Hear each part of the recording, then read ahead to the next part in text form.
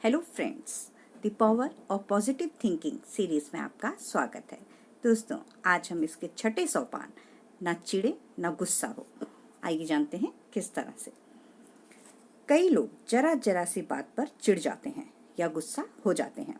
इस तरह से वे अपनी शक्ति या ऊर्जा को नष्ट करके जीवन को खुद कठिन बना लेते हैं, जबकि ऐसा करने की कोई ज़रूरत नहीं होती।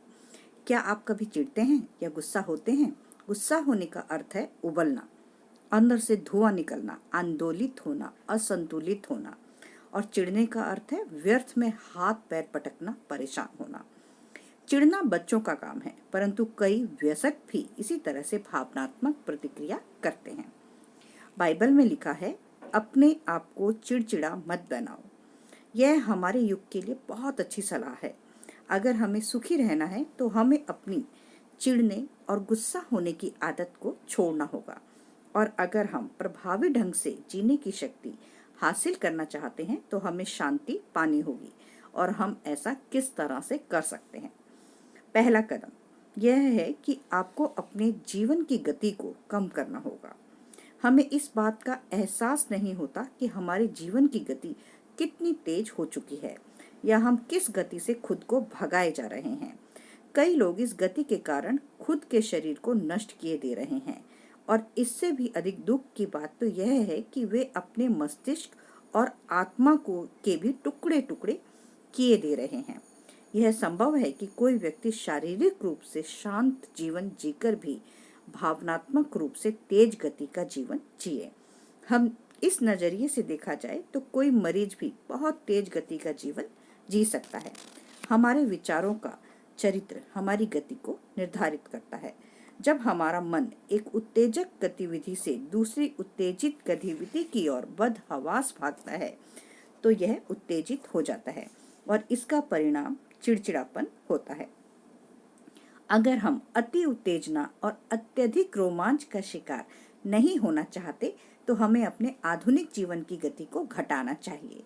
यह अति उत्तेजना शरीर में जहरीले रसायनों का बनाती है और भावनात्मक बीमारियों को जन्म देती है। यह थकान पैदा करती है और कुंठा का एहसास भी कराती है। इस वजह से हम अपनी व्यक्तिगत समस्याओं से लेकर अपने देश और दुनिया की दशा तक सभी विषयों पर चिढ़ते और गुस्सा होते रहते हैं।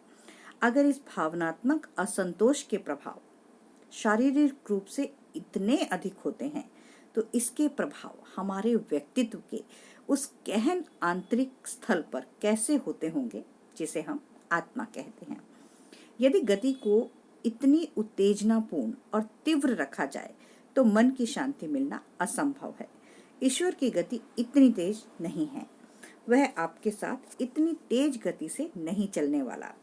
वह इस तरह की बात कहता है, अगर तुम इतनी मूर्खतापूर्ण गति से भागना चाहते हो तो भागो, और जब तुम थक जाओगे तो मैं तुम्हें ठीक कर दूंगा।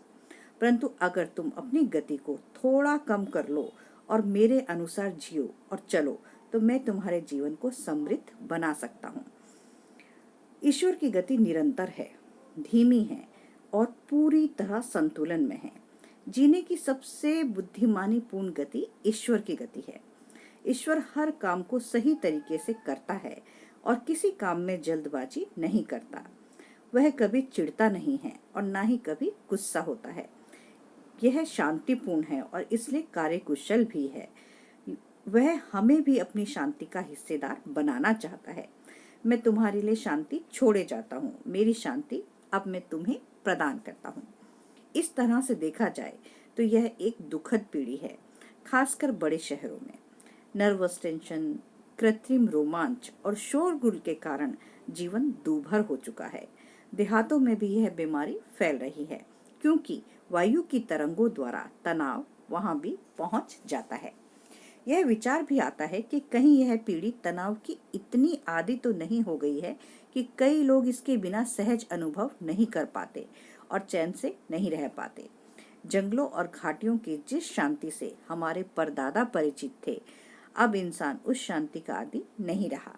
आज इंसान के जीवन की गति इतनी तेज हो गई है कि वह शांति और नीरवता के उन स्रोतों का दोहन करने में असमर्थ है जो भौतिक संसार में उपलब्ध हैं।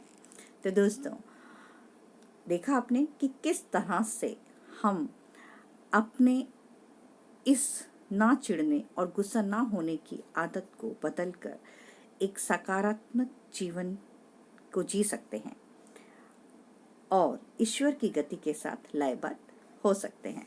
तो आइए इस दिशा में हम सभी कोशिश करते हैं।